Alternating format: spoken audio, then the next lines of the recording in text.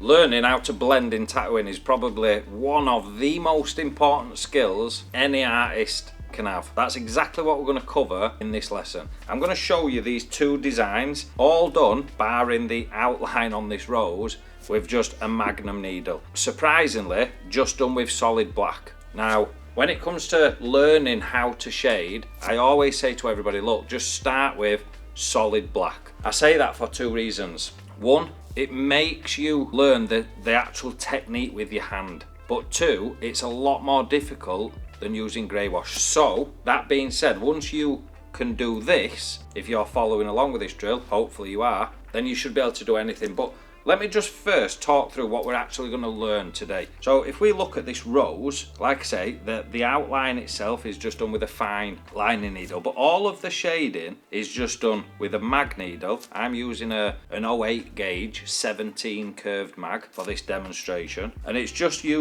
using solid black. So you can see how it gets darker here and then it comes out lighter. You can see this background is darker towards the rose and then it gets a little bit lighter. Super simple, easy designs to do. It's darker and then it comes lighter. So that is a technique that we use in tattooing to blend from dark to light. Same principle. Look at this here. So we've got this dark bit and then it's blending to lighter. All done with the same needle and just black ink. There's no diluting it, there's no grey washes involved, just purely relying on being able to execute the correct technique to get the desired outcome that we want. Same as this middle section, how it's similar, and the whole ear in this instance, even the lines were actually done just using a magnum needle. So what I want to do is show you two different techniques that if you master, you would be able to do both of these designs. So I've already tattooed just two rectangles and I just want to demonstrate to you now what those techniques are. Like I say, there's no fancy setup. We're just using a curved magnum needle and solid black ink. No grey washers, no diluting it. And like I say, that is going to force you to learn the technique. So the first, and arguably the most common for a smaller area, if you're wanting to, and I'm just going to demonstrate this really like small to start with, but if we're wanting to go from dark down here and then get lighter as we get higher up, one of the techniques that we can use to create that desired outcome is called the whip technique. I'm going to demonstrate it, but I'll also demonstrate it on the whiteboard as well. That's the surface of the skin. We're wanting to deposit ink round here into the second layer. So what do I mean by whip shading? Well, the needle is going to enter the skin to the correct depth, and then instead of just coming across like we would for doing a line, we're going to get into the skin and then taper out. All right, so in the skin and then whipping out. So as we're coming across, one, it's coming out of the skin. The distance in the skin, look, is getting less and less and less and less. But also, as we're coming across here, the speed increases. So not only is it leaving the skin, but it's also getting faster. So in the skin, as we're coming across, it gets faster. Whipping out of the skin. So hopefully that makes sense. Don't worry. You might think, well, how fast are we going on? Am I in? It'll all make sense once we're on mats. So let's have a look at that now. Just quickly, if you found it useful and you're interested in drills, simple designs, full tutorials, a step-by-step curriculum, and been surrounded by like-minded people, check out our school community. So what we're doing is we're putting the needle into the desired depth, and then as we're travelling up, we're gently coming out of the skin and also speeding up the motion. So we can see that's what it should look like.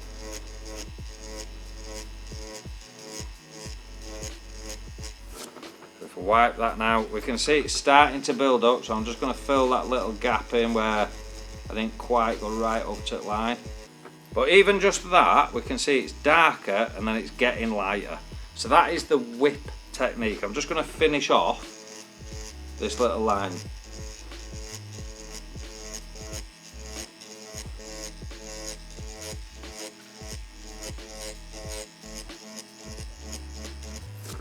So as we can see on that rectangle, it's darker and it gets lighter. If we wanted a really long stroke, then we would increase the length of the stroke like that. And that would start lengthening the blend.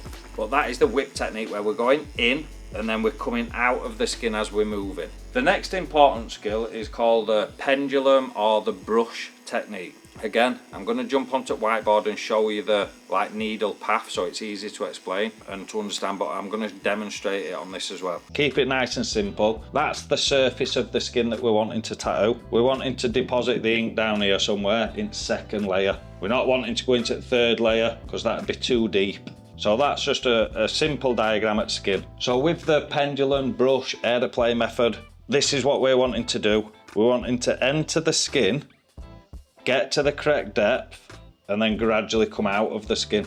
And it's called a pendulum motion because obviously it's like something swinging, the same motion as that. Or the aeroplane. We've got as aeroplane and it'd land and then take back off, or vice versa. Or the brush, the paintbrush method, all right? So we've got a little paintbrush and you'd swoop with the paintbrush and be painting, all right? Gradually coming into the correct depth and then gradually coming back out. This is the important bit. It's got to be constant speed. So you're not going slow and then fast like you would with whip shading. Pendulum, aeroplane shading, whatever you want to call it, is very consistent. The goal is to get consistent shades. So at one speed all the time, all right? So that's it basically on a diagram. Don't let this confuse you. Hopefully it's made sense, but it's super simple once we get on mat. So I'll jump on mat now and put all this into practice. Now this method, instead of going in and then coming out of the skin as you're moving, we're literally brushing, hence the name, in and out. So as I'm coming towards the mat, I'm gently coming into the mat and then coming out of the mat. Gently coming in, out.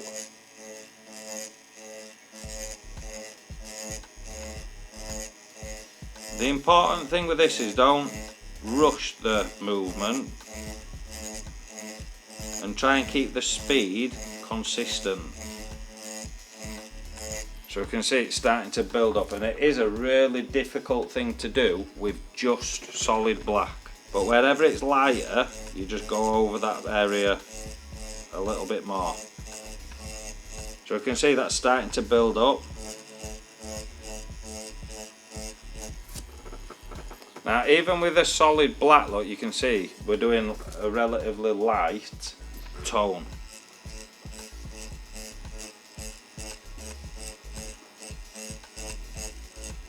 Now using both of these techniques, the whip or the brush, there's also then, if you can see, there's slight direction. So what you can also do, same method, different technique, is then cross hatch. So if we wanted to build that up, we'd then go in a different direction. And we go up, we change direction again. And the more you go over one area, the darker that's going to get. So we can see that this side's starting to build up in layers and get darker. So it's darker here and then it gets lighter and lighter. Or you can just gently brush over, very light, and we're going to get a super light bit. Just let me clean mat up so you can see it clearly. So that was the whip. Then this is the brush shading, back and forth, in and out. But it's alright doing it on just a drill, which I'm a massive advocate of. But let's now have a look at how that transitions into doing an actual piece. Well, just as an example, we'll look at this section of the ear. So if we're just looking at this little bit of the ear, just as an example, so I'm just going to sketch this in rough. But it roughly goes like that, doesn't it? Then we've got that little bit. Right, so I've just sketched the shaping. So it's just this little dark area. Now we can see that this bit's darker, so I'm just going to brush back and forth, and if you look at the angle of my machine, and get that darker area in. And then here, just brushing into the shade. Doing a few passes to start building it up, look. Just brushing back and forth. So if you look, because it's a small space, my brush movements in this instant a smaller, because it's just a small space, so just gently going back and forth. And now if I wanted to start to get a little bit lighter, I might use the whip method now, look. From that darkest area to the lighter area. So see how I've created just a dark bit like in here, and then as it comes up it's getting a little bit lighter like that. Let's have another little look. So this is like a triangle almost, and it starts darker here and then starts to get a little bit lighter. Let's just recreate that.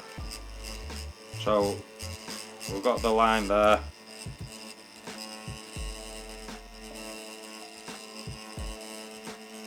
And that, obviously it's not exact, it's just to demonstrate. So you can see I've changed the angle of my machine because I'm wanting to get into this corner, and then I was just whipping out. I can now start brushing if I want, using corner of the mag again. So that was brushing, I was brushing forwards and back, coming in and out of the skin. Now if I'm wanting to get from darker to light, I might switch from brushing to whipping, so I'm in and then I'm coming out.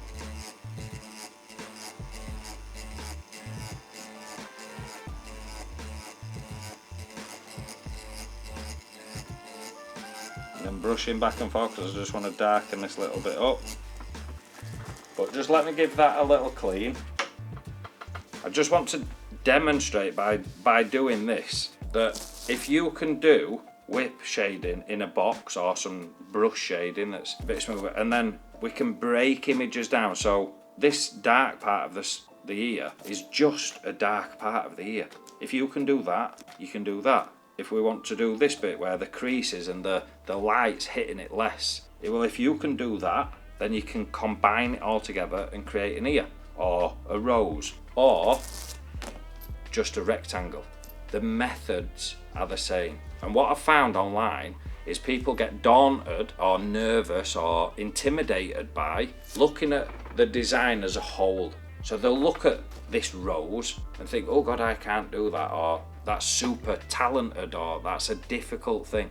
Or they'd look at an ear, think that's a really difficult thing, that's touching on the more realism side, I'm new to this. When really, when we break it down, which I'm a massive advocate, and anybody on my full course knows, which if you want to check out, we've just built a new school community, there's links in the description, make sure you go have a look. But we just break everything down into its simplest form. It don't have to be complicated. The results look really talented, but really when you break it down into its simplest form, even a complete beginner within a few months can start following along and creating things that the industry or anybody that you show it to think you've been in game years. And that's how I like to think of tattooing. Hopefully you enjoyed this, and as always, thank you for watching. I'll see you at the next one.